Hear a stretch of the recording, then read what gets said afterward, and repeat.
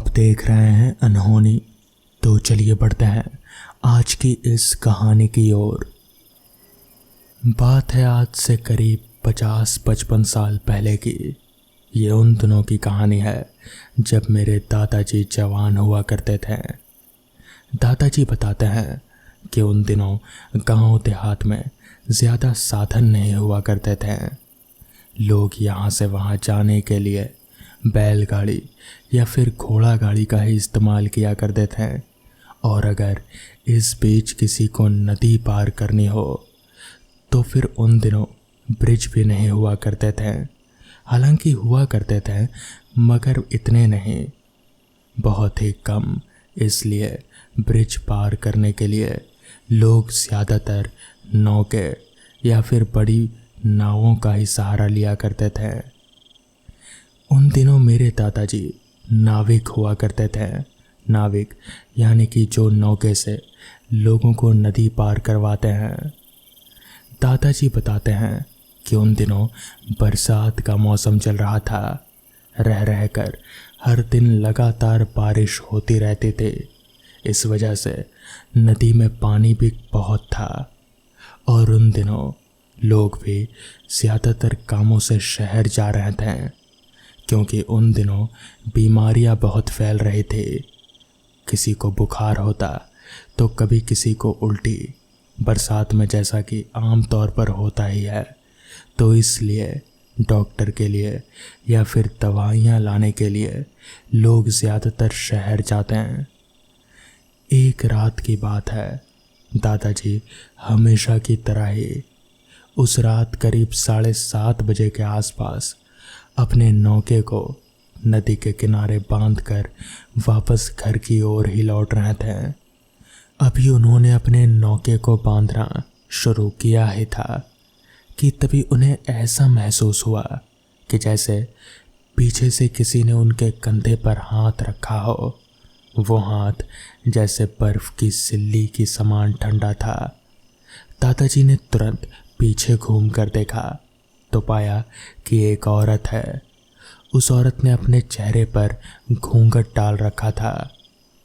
तभी उस औरत ने दादाजी से कहा, भाई साहब, मुझे नदी पार करवा दीजिए। मेरा बच्चा बीमार है, बस उसके लिए दवाई लेकर वापस आना है। दादाजी वैसे तो रात के समय, वो भी इतनी रात गए, किसी को नदी पार नहीं करवाते हैं, मगर क्योंकि वो औरत लाचार थी और उसका बच्चा बीमार था तो दादाजी को दया आ गई। उन्होंने सोचा क्यों ना बस एक आखिरी सवारी को नदी पार करवा ही दिया जाए और फिर वापस लेकर अपने घर लौट जाएंगे। जिसके बाद दादाजी ने अपने नाव खोला और फिर उस औरत को बिठाकर नदी पार कराने की ओर आगे बढ़ चले। जैसा कि बरसात का मौसम था तो नदी में काफ़ी पानी था। ऊपर से अब धीमी धीमी बारिश भी शुरू हो चुकी थी। दादाजी को डर था कि कहीं ये बारिश तूफान का रूप ना ले ले, मगर बारिश अभी धीमी ही थी। इसलिए दादाजी जल्दी जल्दी चप्पू चलाने लगे। चप्पू चलाते हुए दादाजी ने एक नज़र उस औरत की तरफ देखा। वो औरत चुपचाप नाव के दूसरी तरफ बैठी हुई थी। शायद बेचारी को अपने बच्चे की फिक्र हो रही होगी। ये सोचकर दादाजी ने जल्दी जल्दी हाथ चलाने शुरू कर दिए। जल्दी जल्दी चलते चलते दादाजी ने महसूस किया कि बारिश अब थोड़ी और भी ज़्यादा तेज हो चुकी है। चलते चलते वापस से उनकी नज़र उस औरत की तरफ गई तो उन्होंने देखा कि उस औरत के चेहरे पर से अब घूंघट हट चुका है।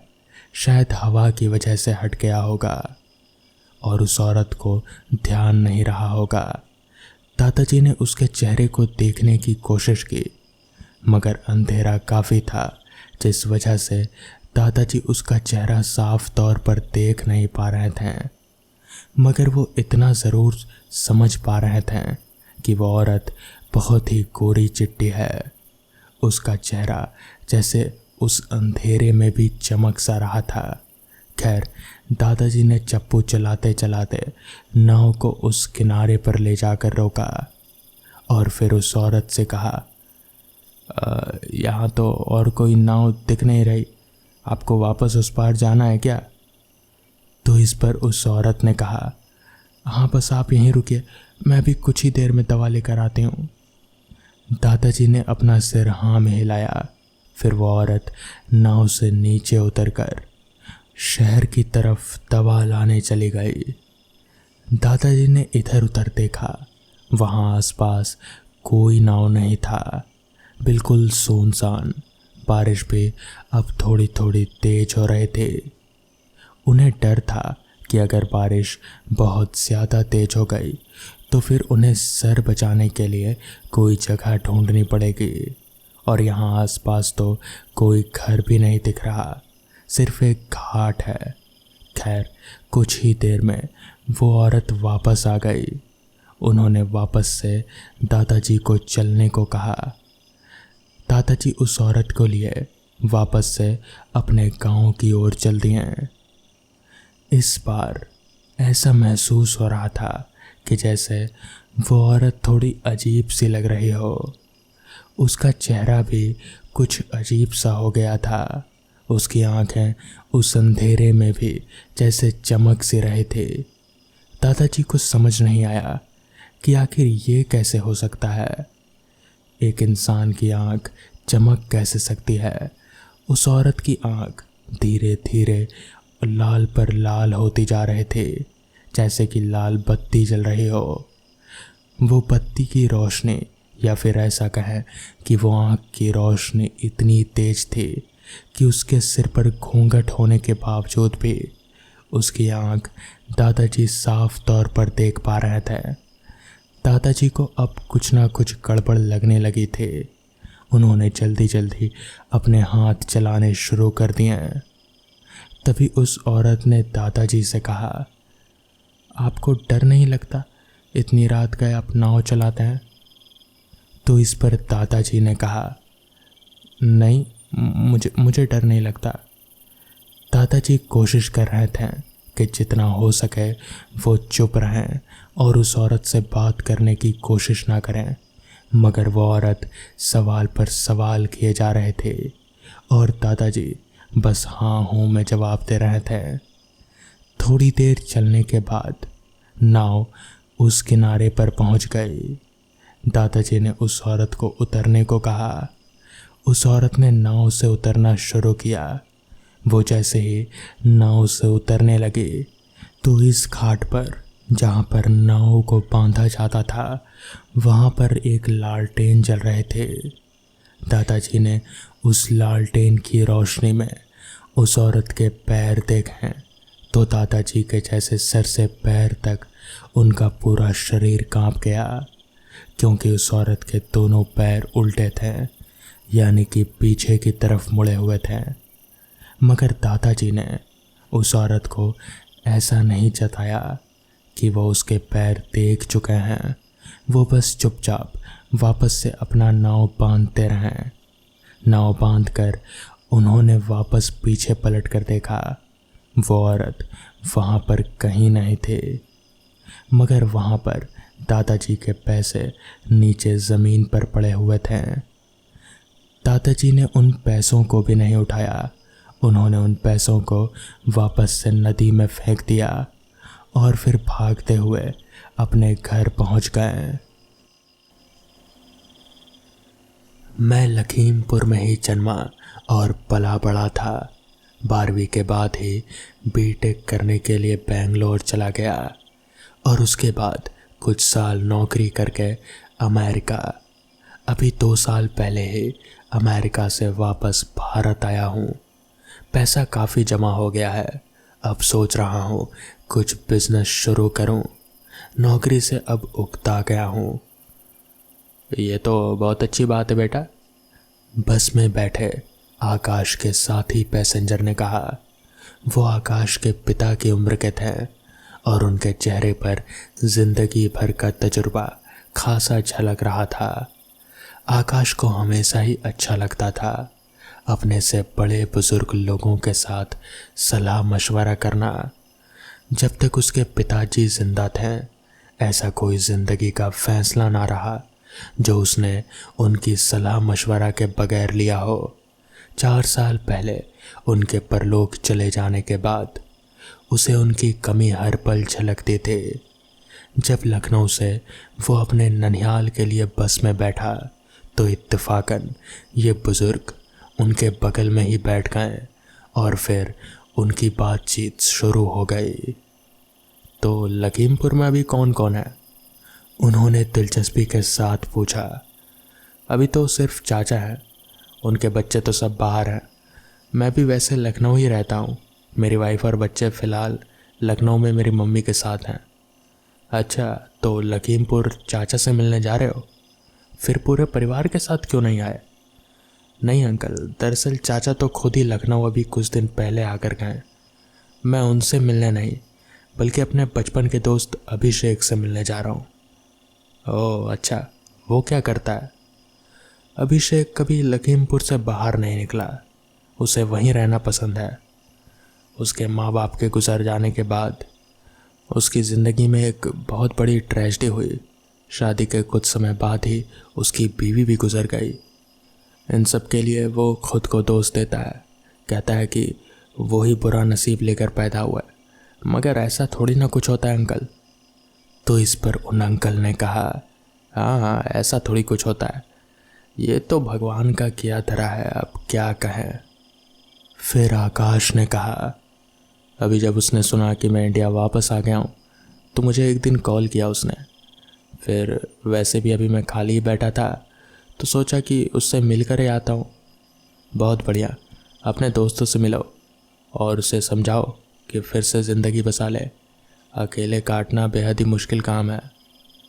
आकाश ने सहमति से सिर हिलाया। कोशिश करूँगा। वो लखनऊ से लखीमपुर 2.5 घंटे में पहुँच गए। बस स्टॉप पर उतरने के बाद आकाश ने अपने साथी पैसेंजर से विदा ली और फिर एक रिक्शा पकड़ लिया। राजगढ़ चलना भाई। इतने साल अमेरिका में रहने के बाद उसे एक अलग ही रोमांच आ रहा था अपनी जन्मभूमि या फिर अपने घर वापस आने पर। रिक्शा चालक पैडल मार रहा था और आकाश जिज्ञासा के साथ वही पुराने रास्ते, चौराहे, दुकानें, यही सब देख रहा था।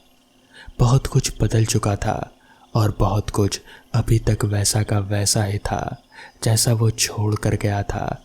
बस स्टॉप से अभिषेक के घर पहुंचने में उसे सिर्फ 15 मिनट लगे। बड़े शहरों से छोटे शहरों में आने के बाद सबसे ज़्यादा अचरज यही होता है कि जो दूरियां बचपन में ज़्यादा लगती थी वो अब ऐसा लगता है कि जैसे कुछ भी नहीं है। अभिषेक का घर 3 मंजिला था जो कि उसकी कॉलोनी राजगढ़ का आखिरी गली के अंदर जाकर एकदम कोने पर था। घर के चारों ओर अच्छा खासा खुला खुला जगह भी था जहाँ पर गार्डन आदि बहुत ही अच्छे से मेंटेन किया हुआ था। कई बड़े बड़े पेड़ थे। आकाश को आम के पेड़ नजर आए मगर वो सारे पेड़ जैसे सूख चुके थे। घर भी थोड़ा अजीब सा लग रहा था, जैसे कि बहुत दिनों से घर की साफ सफाई नहीं हुई हो। खैर, आकाश घर के नज़दीक गया। उसने दरवाज़ा खटखटाया तो अभिषेक ने दरवाज़ा खोला। अभी खड़ा ही रहेगा या आगे भी आएगा? कोई तमीज़ कमीज़ बची है कि नहीं? आकाश उससे कुछ फासला छोड़कर रुकते हुए बोला। अभिषेक हंसता हुआ सीढ़ियाँ उतरा और उसकी तरफ बढ़ा। फिर आगे बढ़कर उसे गले लगा लिया। अरे कितना फूल गया यार तू, आकाश बोला। उसे अपने इर्द गिर्द अभिषेक का चर्बी से भरा शरीर महसूस हो रहा था। सब गाँव का आबो हवा खान पान का असर है। तुम अमेरिका वालों को तो कुछ फ़र्क ही नहीं पड़ा। अभिषेक मुस्कुराते हुए ऊपर से नीचे तक उसे देखते हुए बोला। चल भाई, अब आ गया हूँ, देखते हैं तुम्हारे गांव की आबो हवा मुझ पर क्या असर करती है। आकाश ने बोला तो अभिषेक हंसा, जिसके बाद उन दोनों के बाद थोड़ी सी तरह की बातचीत होने लगी, जिसके बाद आकाश ने अभिषेक से कहा, अच्छा तू रुक, मुझे एक काम करने आना है, ठीक है, मैं अभी तुरंत ही आता हूँ। जिसके बाद आकाश घर से निकलकर वापस से बाजार की तरफ चला गया। दरअसल आकाश अभिषेक के घर काफ़ी सालों के बाद आया था और वो इस तरह से खाली हाथ नहीं आना चाहता था, मगर उसे याद ही नहीं रहा, इसलिए वो बाजार मिठाइयाँ खरीदने गया था। उसे पास ही में राजीव चाचा की दुकान दिखी। वो राजीव चाचा को बहुत अच्छे से जानता था। राजीव चाचा अभिषेक और आकाश को बचपन से जानते थे। वो वहाँ पर मिठाइयाँ खरीदने गया। राजीव चाचा को उसे पहचानने में थोड़ी दिक्कत ज़रूर हुई, मगर फिर उनके कहने पर वो उसे पहचान गए। राजीव चाचा ने आकाश को कहा, बहुत अच्छा हुआ बेटा तुम आ गए, अभिषेक के बारे में सुनकर बड़ा बुरा लगा। तो इस पर आकाश ने हैरान होते हुए राजीव चाचा से पूछा, अभिषेक के बारे में क्या? तो इस पर राजीव चाचा ने कहा, तुम्हें बताया नहीं किसी ने? अभिषेक ने अभी 2 महीने पहले ही खुदकुशी कर ली। ये सुनकर तो आकाश के पैरों तले ज़मीन ही खिसक गई। उसे कुछ होश ही नहीं रहा।